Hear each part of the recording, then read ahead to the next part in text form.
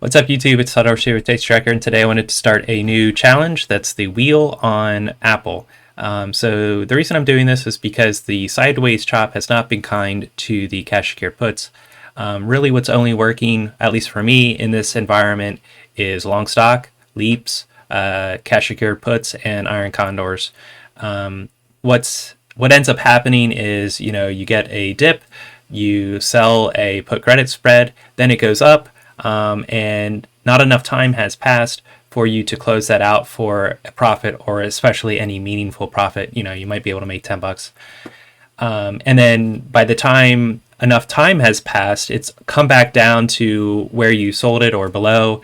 And so now you're right on the position. And so it's really not lining up for the credit spreads. Both call and puts I've had mixed success. It's kind of really been a 50-50, which isn't good enough.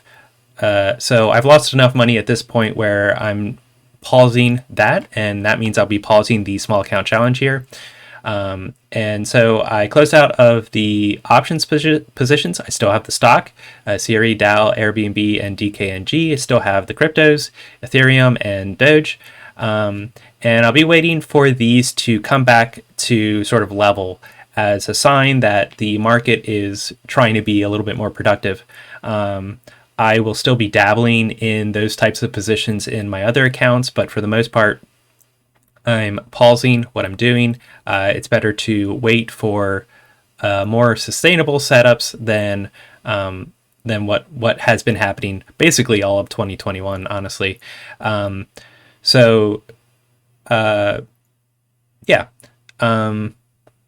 Let's go over to what I'm doing instead. I decided to do a wheel on Apple. If you see my video on wheels before, you know I don't like wheeling for the sake of wheeling. And I definitely believe you should start with selling the put first.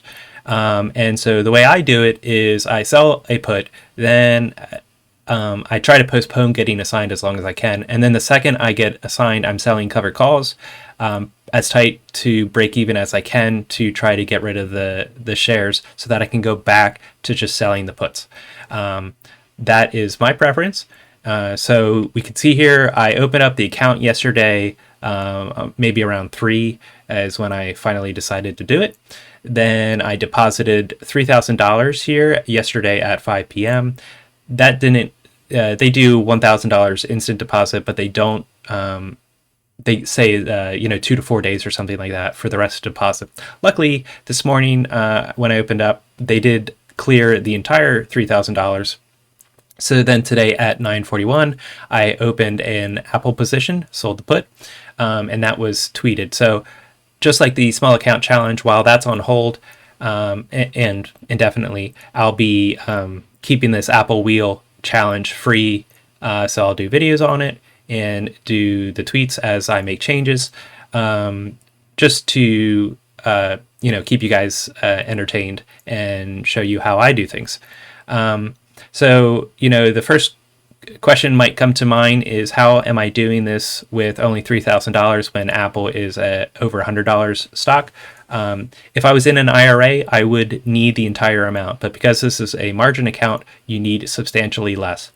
I do have a tool that will help you generate, see how much margin is required. It needs a little bit of tweaking yet, but I'm working with Tastyworks on that at the moment. So that's the transaction history. If I go over here, you'll see that the position right now is down $10. A minute ago, it was up $30, and it was down $30 earlier in this morning. It moves much, much quicker than a credit spread because you don't have the long leg, the balt leg, to counteract the balance of these little fluctuations. So it's much easier actually to day trade when you're just doing naked puts, selling or buying, obviously, than it is to do spreads. So that's why all the day traders that are buying calls and buying puts, they're only doing one leg, and then they might do a debit spread in order to cap their gains. But yeah, the small fluctuations are rather are much easier when you're just doing one leg without the other one interacting with it. So yeah, if we go to trade here, what I'm looking for is usually next Friday, but because we're already here at Thursday, I went ahead and went with the following Friday, so that's 15 days. Whenever it gets to around 8 or 9 days to expiration, I'll roll it out. I'm actually going to do a video just on cash secured puts where I'll go over everything. I have it all written down, so that way I don't miss anything, which I'm prone to do in this video, but I'll give you other stocks that you could potentially play if you don't want to risk Apple.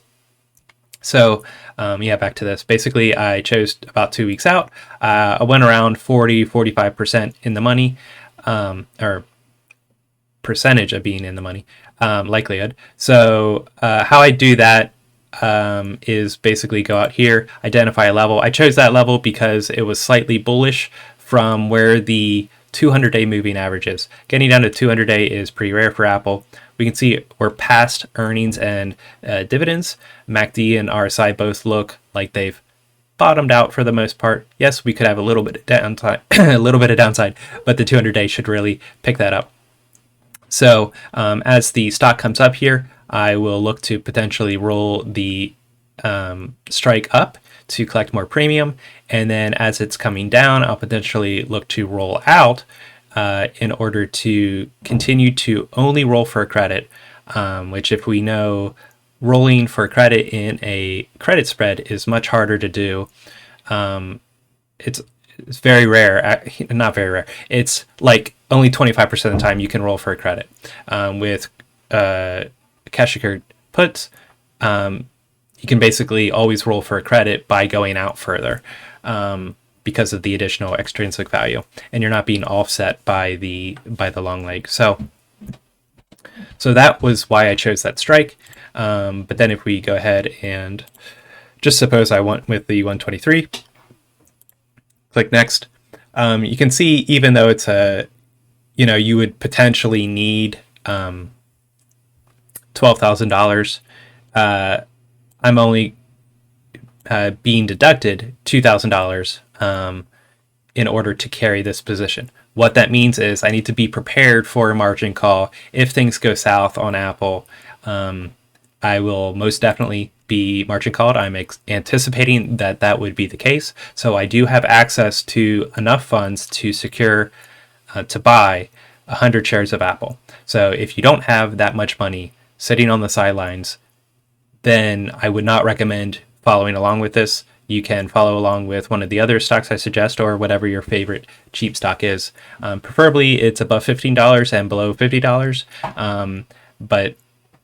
definitely below $100 is ideal, for a smaller account. But again, you should be prepared and expect to get margin called and assigned. And so that you'll need to call on all of that money. For right now, I deposited $3,000, and I still have $605 left in buying power, but that will fluctuate greatly depending on how Apple moves. Okay, so I warned about potentially needing the whole thing. I showed you why it's requiring less, and roughly how I set the trade up. What I'm looking at Apple, it being sort of down on its luck comparatively, back here in early September 2nd here, we were decently higher than where we are at today. So for Apple, it's a great company. It's not going far anywhere anytime soon. Showed you the portfolio over here in Robinhood. This is just going to be put on pause until these tickers and tickers in general start showing some reliable growth, or even a bear trend. That's fine with me too. It just needs to be trending. Okay, so trying to think if there's anything else. Nope, I don't think so. So basically, look forward to the next video where I will go over my general strategy and some other tickers that you can look at that might be in your price range if you can't afford Apple. No worries. And even if those don't work out either, just follow along, see my perspective on doing the wheel. Maybe might differ a little bit compared to some other people. So with that, I'll talk to you next time. Thanks.